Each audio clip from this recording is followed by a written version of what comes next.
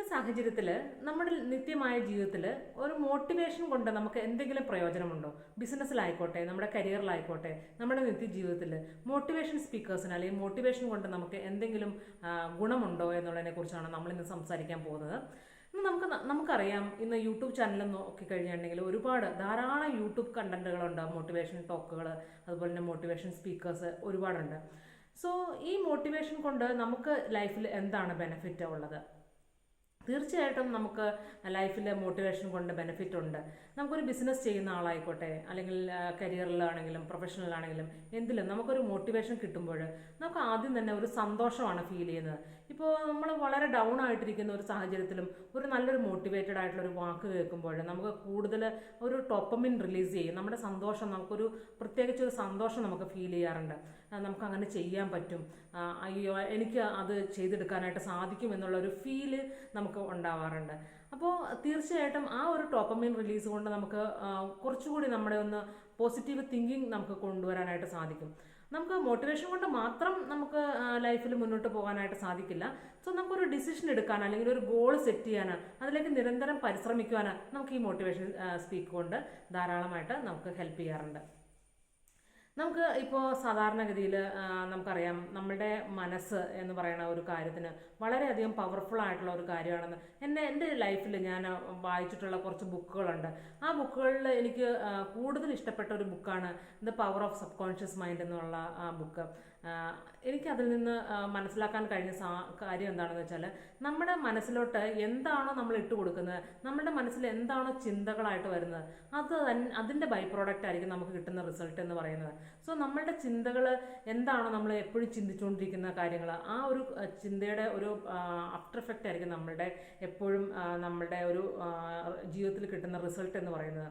So നമ്മൾ എപ്പോഴും motivated ആയിട്ട് ഇരുന്ന് കഴിഞ്ഞാൽ നമുക്ക് കൂടുതൽ കാര്യങ്ങൾ നല്ല രീതിയിൽ ചെയ്യുവാനായിട്ട് സാധിക്കുമെന്നുള്ളതാണ്.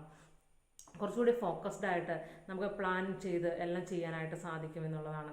അതുപോലെ തന്നെ നമ്മളുടെ ഇപ്പോൾ നിങ്ങളൊക്കെ ചെറുപ്പകാലത്തൊക്കെ ശ്രദ്ധിച്ചിട്ടുണ്ടാവും, നമ്മുടെ ഉത്സവ പറമ്പുകളിൽ, എൻ്റെയൊക്കെ കുട്ടിക്കാലത്ത് ഞാനൊക്കെ ഉത്സവ പറമ്പിലൊക്കെ പോകുമ്പോൾ അവിടെ ഈ ഹസ്തരേഖാശാസ്ത്രം അങ്ങനെ പറഞ്ഞിട്ട് ആളുകൾ കുറച്ച് ഇരിക്കുന്നത് കാണാം.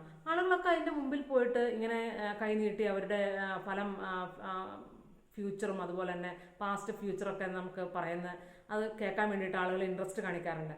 സോ അവരിൽ നിന്ന് നമ്മളുടെ മനസ്സിലോട്ട് ഒരു ചെറിയ കാര്യം, അല്ലെങ്കിൽ ഭയപ്പെടുത്തുന്നതായിക്കോട്ടെ അല്ലെങ്കിൽ നല്ലതായിക്കോട്ടെ, നമ്മുടെ മനസ്സിൽ അത് ഏറെ നാൾ നിൽക്കും എന്നുള്ളതാണ്.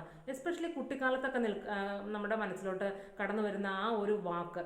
ഇപ്പോൾ ഒരാൾ പറയുവാണ്, ഇവള് പഠിച്ച് മിടുക്കിയായ ഒരു ടീച്ചറായി മാറും എന്ന് പറഞ്ഞു കഴിഞ്ഞാൽ ആ കുട്ടി തീർച്ചയായിട്ടും അത് വളർന്നു വരുമ്പോൾ അവളൊരു ടീച്ചർ ആവണം എന്നുള്ള ആ ഒരു ആഗ്രഹത്തോടു കൂടിയിട്ടായിരിക്കും മുന്നോട്ട് വരിക.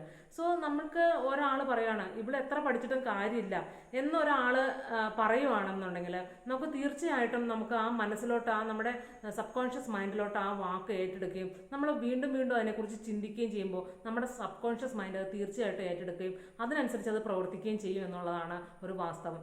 സോ നമ്മൾ എപ്പോഴും മറ്റുള്ളവരെ മോട്ടിവേറ്റ് ചെയ്യാൻ വേണ്ടിയിട്ടുള്ള കാര്യങ്ങളെ പറയാവുള്ളൂ. ഇപ്പോൾ ഈവൻ ഇഫ് ആ ഒരു ഹോപ്പ്ലെസ് ആയിട്ടുള്ള ഒരു വ്യക്തിയാണെങ്കിൽ പോലും നമ്മൾ അവരോട് പറയണം, നീ ഇതൊന്നും അല്ല ലെവല്, നിന്റെ ലെവൽ ഇത് വേറെയാണ്, നിനക്ക് കൂടുതൽ കാര്യങ്ങൾ അച്ചീവ് ചെയ്യാനായിട്ട് സാധിക്കും എന്ന് നമ്മുടെ ഒരു ഫ്രണ്ട് ആണെങ്കിൽ പോലും നമ്മളോട് പറഞ്ഞു കഴിയുമ്പോൾ നമുക്ക് കൂടുതൽ കാര്യങ്ങൾ നമുക്ക് അച്ചീവ് ചെയ്യാനായിട്ട് സാധിക്കും.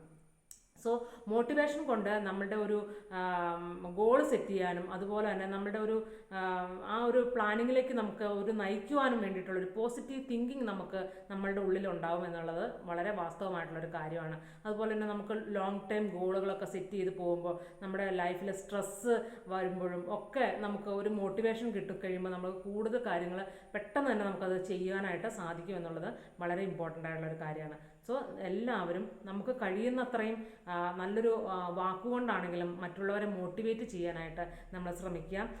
ഈവൻ ഇഫ് നമുക്ക് തോന്നുവാണ് അവരെ കണ്ട് സാധിക്കില്ല എന്ന് തോന്നിയാൽ പോലും നമ്മളോട് പറയുക, നിനക്കിത് സാധിക്കും എന്നുള്ള ഒരു കാര്യം പറഞ്ഞുകൊണ്ട് മറ്റുള്ളവരിലേക്ക് കൂടുതൽ നല്ലൊരു വിജയത്തിൻ്റെ ഇമ്പാക്റ്റ് അവരിലേക്ക് ഉണ്ടാക്കാനായിട്ട് നമ്മൾ ഓരോരുത്തരും ശ്രമിക്കുക. നല്ലൊരു ദിവസം ആശംസിക്കുന്നു. Rajimol PS, passion to business.